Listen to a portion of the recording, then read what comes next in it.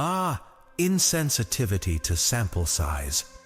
Now there's a bias that really puts a smile on my face. You see people, especially those who fancy themselves the rational ones, the social scientists, the psychologists, the economists, they like to think they're immune to the world's little tricks. But deep down, oh, they're just as lost as the rest of us. Just as blind, just as desperate to make sense of this chaotic joke we call life.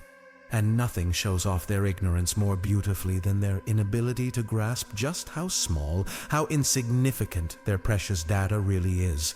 Let me explain, but in a way you'll enjoy, eh? Imagine some sharp-dressed scientist sitting in his lab, drowning in graphs and numbers, convinced he's cracked the code of the universe. He's run his tests, collected his little data points, and he's oh so pleased with himself.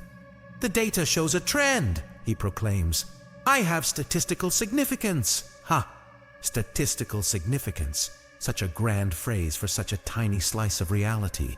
You see, this scientist, he's gathered his sample, maybe a handful of people, a few dozen at most. And from that, from his little ant-sized observation, he thinks he's found a universal truth. But here's the kicker. He hasn't found anything. His sample size is a joke, a statistical mirage. Yet he's so blinded by his own arrogance that he can't see it. He doesn't realize that the world's far too vast, far too chaotic for his tiny little experiment to capture. But no, he publishes his findings, waves his paper around, and soon enough, the world follows along. Because, oh, humans are suckers for a good story, aren't they? They love patterns, trends, conclusions, anything that gives them the illusion of control. You want an example? Let's take those medical studies. You know, the ones that say, eating X increases your risk of Y by 30%, or this drug will cure that. They'll run these studies on a few hundred people, maybe 1,000 if they're feeling generous, and then they make sweeping declarations about human health. But here's the reality. Those results, they could be nothing more than noise, random noise. One study might show something. The next one shows the opposite. But no one cares. Once that headline hits, people latch on. They don't care about the sample size. They don't care about replication, about variation, about how the universe isn't as simple as they'd like it to be. No, they want answers. And if those answers are wrong, well, who cares? As long as they feel right. And you know who's even worse than scientists? Statisticians? Oh, they love to throw around their fancy terms, p-value this and confidence interval that. They build their models, they calculate their odds, and they think they've conquered uncertainty itself. But ask them about sample size and watch them squirm. Because here's the dirty little secret they don't want you to know. If your sample's too small, your results mean nothing. Nothing! You could toss a coin 100 times and land on heads 55 times, and suddenly they think they found evidence that the coin is rigged. But run the same test with 1,000,000 flips, and that little rigged illusion evaporates. Turns out it was just chance all along. But they don't want to think about that, do they? They want to believe their little experiments have weight, that their findings mean something. Let me tell you a story. A scientist, a real one, mind you, decides to test a new drug. He's got his lab coats, his subjects, all the bells and whistles. He runs his trial on 50 people and finds, lo and behold, the drug works. Success! He declares victory, starts talking about saving lives, curing diseases, the works. But what he's blind to, what he refuses to see, is that 50 people? It's nothing, it's a drop in the ocean of humanity, and that little success he's so proud of, it's just as likely to be a fluke as a discovery. But you see, people hate the idea that randomness plays a bigger role than they want to admit. They hate it. It's like flipping a coin. You flip it 5 times, get heads 4 times, and you start thinking, oh, this coin is biased. But flip it 1,000 times and those little clusters of heads and tails even out. That's life, chaos, chance, randomness.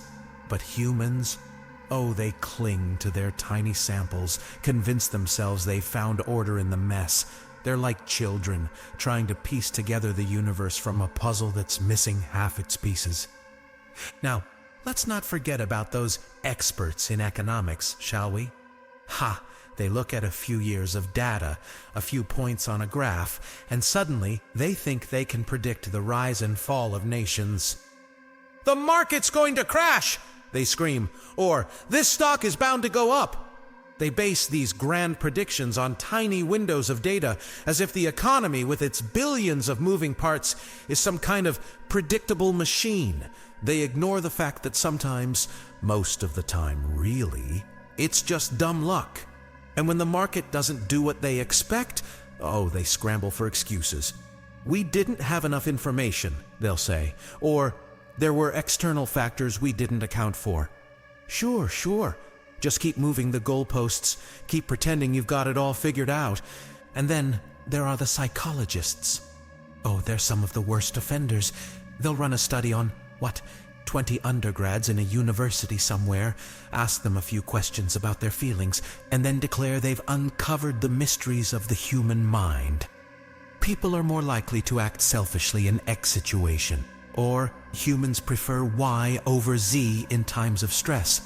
They write their papers, give their TED Talks, and everyone claps and nods because, of course, we love a good, simple explanation for why we're all such terrible creatures. But here's the truth. You can't boil the human experience down to 20 undergrads and a few surveys. People are unpredictable. They're irrational. They're a mess. But the psychologists, they love their little sample sizes. They love their neat, tidy conclusions. But deep down, they know it's all just a game of chance. A few dice rolls here, a few coin flips there, and the results? They're as random as anything else. But try telling them that, and they'll laugh in your face. Because no one wants to believe that the foundation of their understanding, their precious data, their precious findings, is built on quicksand. No, they need to believe they're in control, that they can see the patterns in the chaos. But let me tell you something, folks. There is no pattern. There's no grand design, no deeper meaning. It's all just noise, random noise.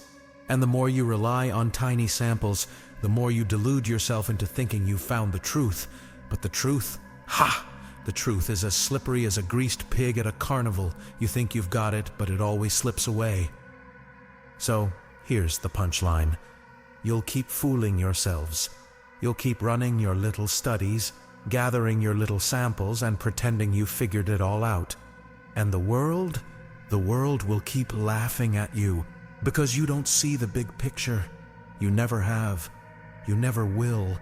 You're too focused on your tiny slivers of data, too obsessed with your illusions of control.